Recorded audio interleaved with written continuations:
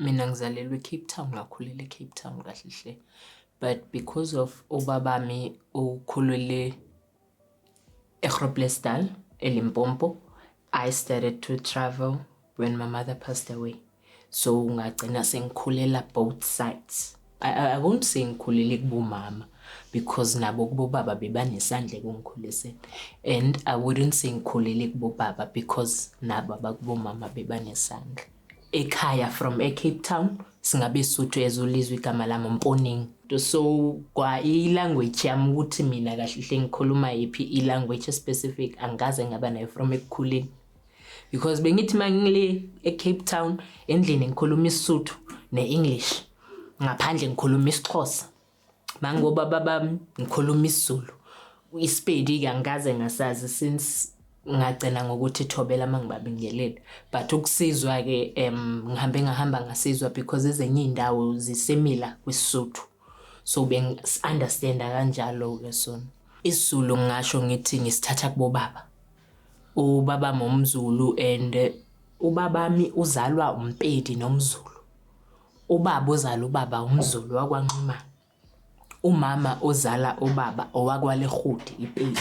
AmaZulu awekho that much eGroblersdal, are very rare. At the age of 11 years when my mother passed away, I had to relocate ngihambe ngiyohlala nobabami.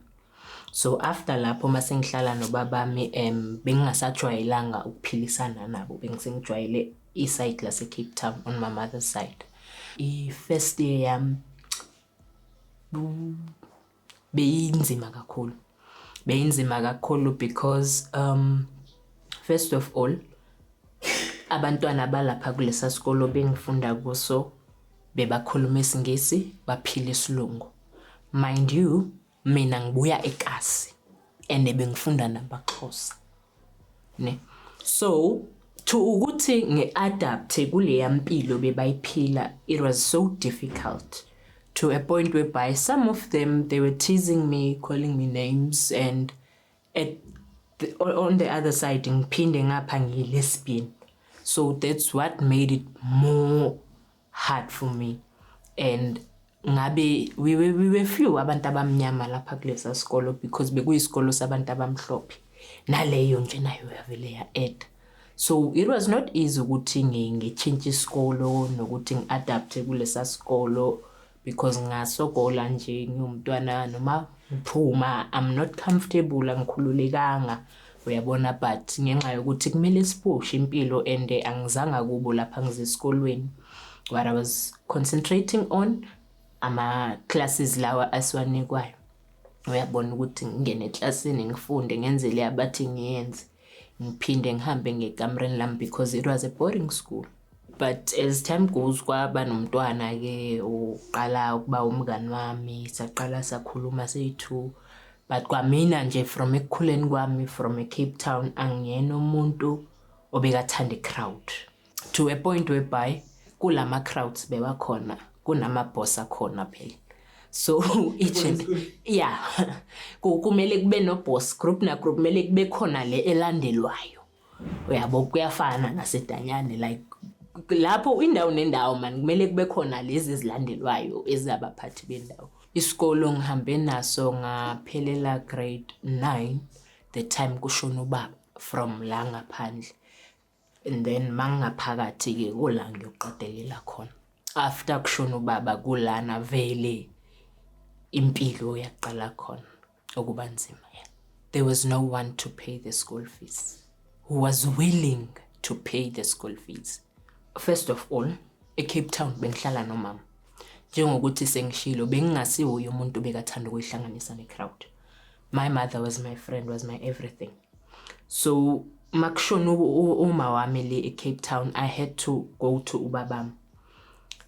Ngahamba ke ngaya kubabami even though bengingabikho right, but ubabami managed ukuthi azama ukuyivala leya gap yokuthi umama akasekho, because whenever I need something he was always there. I don't wanna lie. And angifuna ukuthi beka rich but beka afford, so bengasweli lutho. Mind you, ukusuka kwami eCape Town ngiya kubabami angaze ngahlala lapha, ubaba umuntu bengimazi. So manje sengifikele efamilini, ngifikela emfazini cause manje sengibuya sekashade omunye umfazi. While sihleli nobaba 2012 la kushona khona umama, sahlala nobaba kwaphiliswana kwaba mnandi. Sahlala 2012, 2013, 14, 15, 2016 kula ubaba mi ashona khona. Washona ubaba and akashonanga ngoba ugulile. It was food poisoning. Fine, wabampoison ubaba washona. Ekushoneni kwakhe kula ngiqale ukuzibona khona ukuthi ngiyi-one because ubaba ushone ngeyi-31st zaka December. January I have to go back to school. And it's a new year. Ubaba ushone angakabhatali i-school fees esiphelele saloya nyaka. So bekushoda imali ethizeni and ubaba mina uyazi ukuthi bekayenza kanjani ibudget yakhe. So I won't blame him for not paying before he dies, and naye bekungasi into ayiplanele for sure bekangazi. So that year there was no one to pay my school fees after baba shonile. It was January njalo samngcwabo baba. Ngomngcwabo kababa I was alone.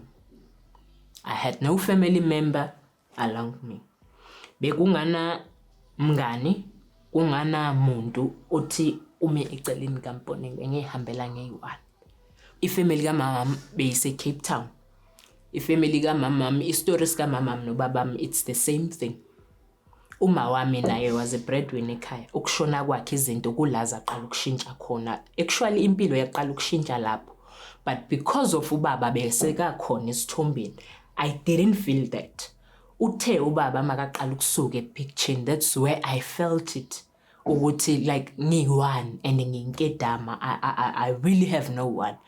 Usokole nemali yokubhaye roll on. Kula ngaqala nokubona khona ukuthi how zaphenduka izinto within a blink of an eye. Akuzange ngidlule neveli. Qeda ukushona time akula ngaqala ukuwabona khona ama-true colors abantu. As time goes, kulana ngishoda khona nge-roll on njengokuthi ngitshela ukuthi bekunzima nokuthi umuntu athole i-roll on. That time ubaba aqeda ukushona kulana nengxabano yaqala khona between umfazi kababa nefamily yakhe nogogo nefamily yakhe. Mina lapho ke sengifelani ngifela ukuthi ngikhuluma nalaba angingeni indaba zabo. Ngizofela lokho because mangibalekela kulo ungitshela ngalo, mangibalekela kulo ungitshela ngalo, akekho ufuna ukungisiza. Kwahamba isikhathi kwaqhamuka indaba zama-will. Lana kuqhamuka khona indaba zama-will ngathunywa umfazi kababa, actually usister kamfazi kababa ukuthi ngihambe ngiyokwenza ikopi. Ekwenzeni kwami ikopi ngibuye, mase ngibuya ngiyathuka ekhaya ukuthi ngikhohlakele, ngidayisa ifamily yami, ngithuza abantu bangaphandle more than ifamily yami. How can I do that? How can I sell igazi lami?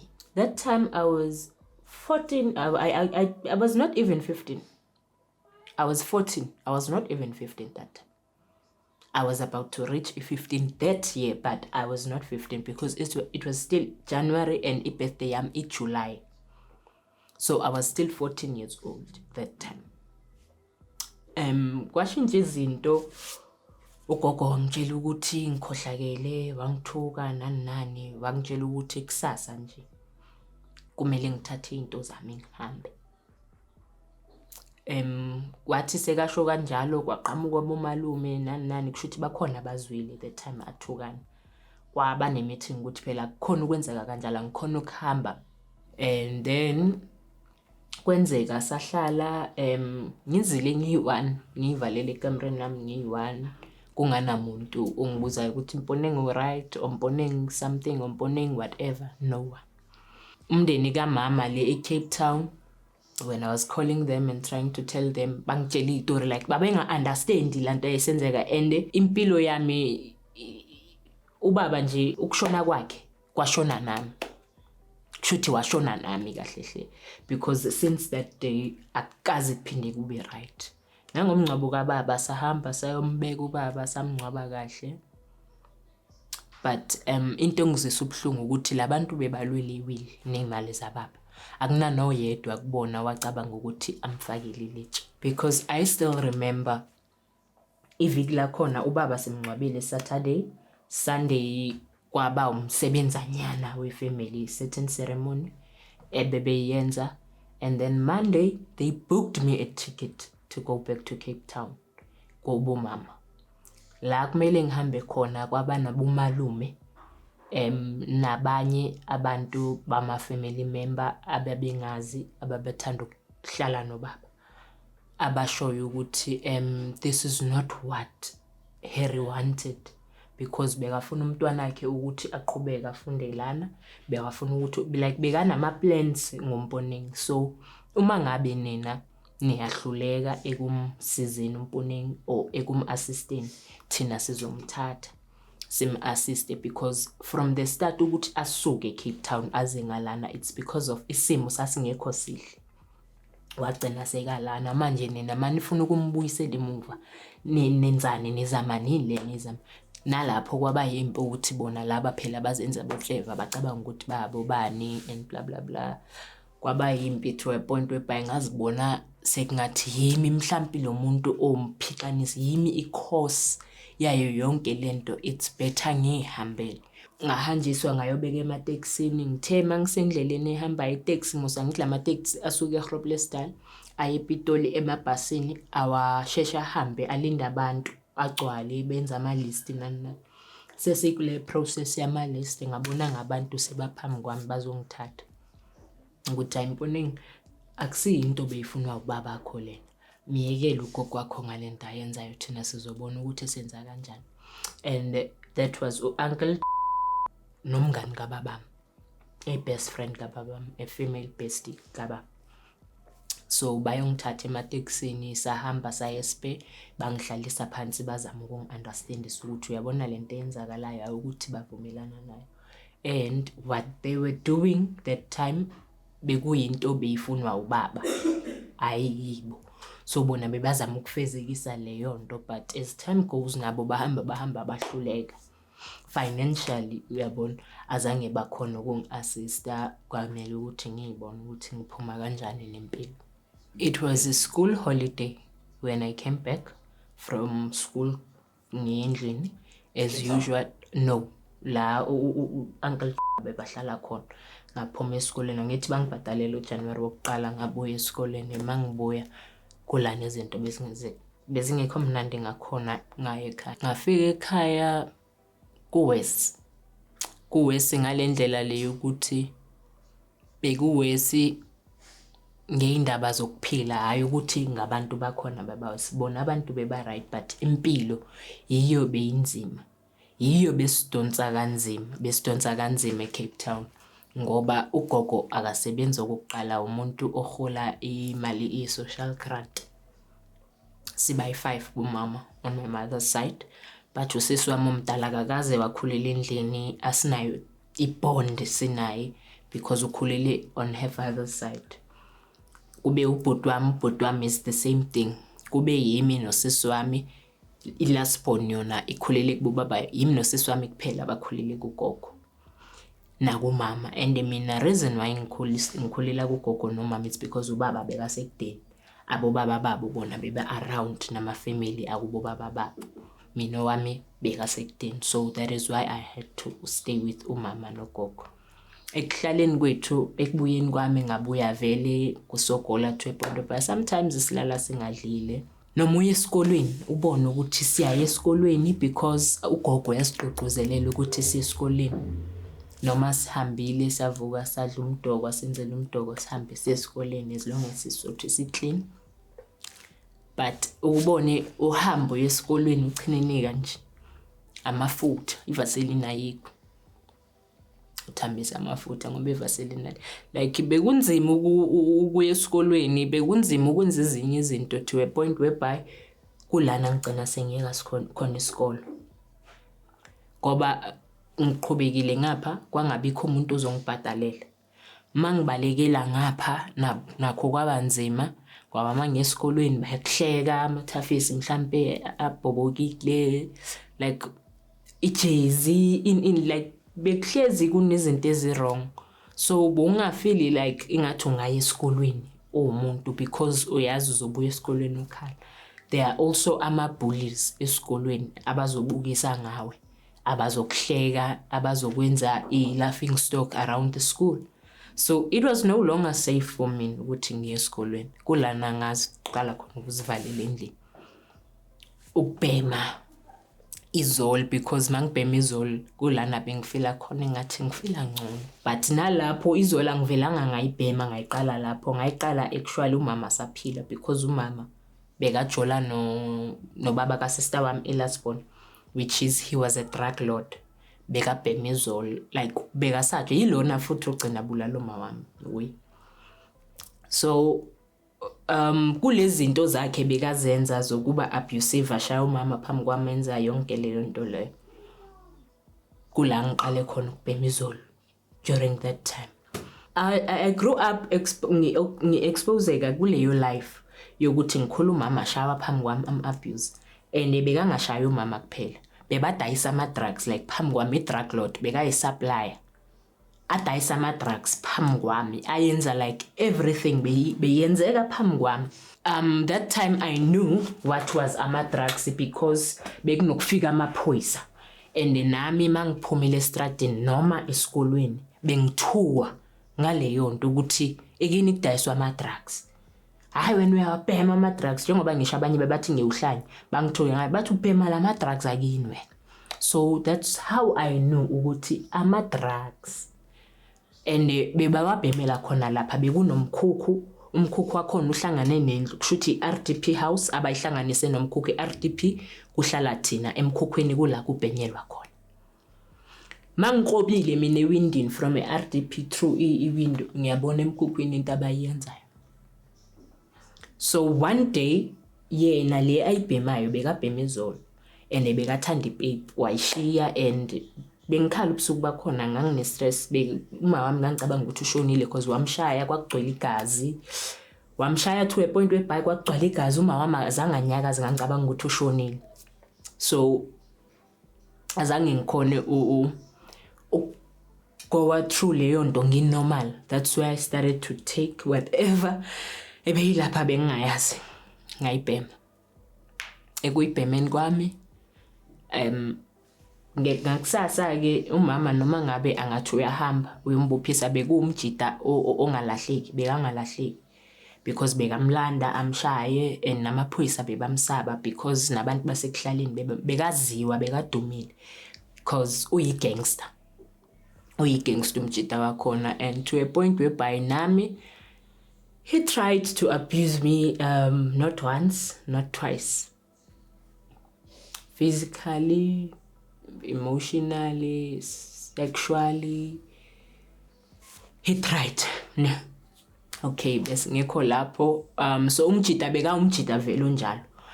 I still remember unyaka wakhona. It was 2012. Ngay 21 November. Bengiye swimming pool ngipreparele ukuthi ngiyahamba ngiye swimming pool because si close ne swimming pool istrat sethu lesinayo swimming pool musendlini uyayibona. So bekushisa kuyashisa ke Cape Town masekushisa. Kushisa kanjalo ngipreparele kuye swimming pool and ngilitshwayele lela time because bengihlala nalo noma olidi even before iLasbon kamama izalo yona ifike after Sithombeni. So while besihlala say 3 he was an abusive guy. He was very abusive to a point whereby nawe umjida ungambheki uma olidi because once umbheki uzomenza ukuthi ashawe. Uzoshawela ukuthi ukubhekelane lo yamjida. Wayakubheka uyamazi yini yakubhekelayo. Kushuthi niyazana. And ungacabanga ukuthi makamshaya uzomshaya ngeinqindi noma ngeimpama. Uzomgwaza noma amshaye ngebhodlela lebhi bottle cup noma mbethe whatever weapon ephambi kwakhe uyayisebenzisa akakhethi into ayisebenzisayo. Kuyadependa leyo nto ephambi kwakhe ngaleso sikhathi. So impilo engikhule ngi-exposed kuyona leyo because remember I was the only child ohlala nomama. Abanye beba kubo baba babo ubaba mina bekasekudeni because ubaba noma wami bahlangana eCape Town esikoleni. Ngale ya 21 kaNovember engikhuluma ngayo. Bekayolanda uma wami actually because uma wami bekasakakhatheleli yampilo bekayiphila. bekangafuni lutho emhlanganisa naye sekamfake nama-protection orders ekuhlangene nama-court. Ilanga lakhona sitshela ukuthi mhlawumbe uyoncenga or uyokwenzana ngazi, but ufika uma wami uyiblomele nabangani bakhe, one of those people umjida bekahlele ecaleni koma wami, and he was a young guy. UBhutbenda bekamncane kunoma uyafana ngathi umngani kabrother kama wami omncane. So I don't think uma wami bekangamjola, but yena ngokwesikhwele nangokuthi uyaziwa i-28 elidumile wafika ngomese. Yes. Lo bengipulini bengiswimming pool elanga lakhona. Ngangiswimming pool elanga lakhona. Kushuthi ngiphethe school bag. I was on my way. Ngithi ngiyaphuma eminyango ngihlangana naye. Akangibingeleli, and for mina leyo nto leyo bekungasiyinto ejwayelekile because bengimthatha njenge timer, bekuyitimer game, and ukuthi angangibingeleli bekaqala. Wangena wangiphushela le wafika waqala kumjida. Wamgwaza, and kumgwazeni kwakhe wamqala enhloko, umesa waqala ukungena la ekhanda. Like njengokuthi ahlili wafika wafaka umesa ekhanda. Umjida abukile, abahlali babukile, wonke umuntu abhekile. Sithe sisabhekele umjida uzama ukusukuma, uzama ukubaleka, wamphendula. Ngangiqala ukubona inhliziyo yomuntu at the age of 11 years. Ngangiqala ukubona inhliziyo. Mina ngikhule ngisazi ukuthi inhliziyo yomuntu iwheart, but that day kula ngabona khona ukuthi inhliziyo yomuntu akusiyo heart, ngoba wamvula umjida uflat la, wamvula kule side, wamvula so. Makaqeda ukumvula wathatha umese wavula so, sabona like wonke umuntu bekabona, umuntu bekabhekile, bekabona. Bayakhala abantu bamameza usizo, bazothina yike uyasajwa lo muntu, akekho umuntu ongamsabi, uyaziwa igangster edumile, and bekungasiyimeda yakhe yokuqala leya, bekangaqala ukubulala. Bayamaza abantu vele. Wahamba waya kuma wami, kula ayogwaza khona uma wami, wafika wamgwaza. Uyabona umuntu sekungathi ugwaza cardboard, kwakungasingathi ugwaza umuntu lapha, because bekangayifaki, bekayifaka ikhipha, bekayenza kanje like bekambhlavaza nje. Uma wami wahamba waya ICU iviki lakhona, azange last isikhathi eside. Wahlala umjida yena washona same time, same day, azange asenze isikhathi. Uma wami wasurvive because of bekane breast, so kwaphuma nje amanqathe kuye, kwaphuma amanqathe, azange kushuthi kuthinte, but kwafikelela somewhere, angazi kula kuzange kuthinte khona, but azange aqede iviki uma wami ICU. Wahlala just nje 22 23, wahlala i22, i21, i22, ngi23 washona uma wami. Washona uma wami, ebulawa uyelini lo mjida lo. So wabaleka, ekubalekeni kwakhe umjida since wabaleka from 2012 wazoboshwa 2018. Ekuboshweni kwakhe 2018 ngaboshwa mina 2019, but umjida uphume 2023, mina ngaphuma 2024. Umuntu owabulala abantu abawu2 ngesikhathi esodwa, and mind you bekungasi imeda yakhe yokuqala leya, wabulala phambilini but bathakakaza boshwa.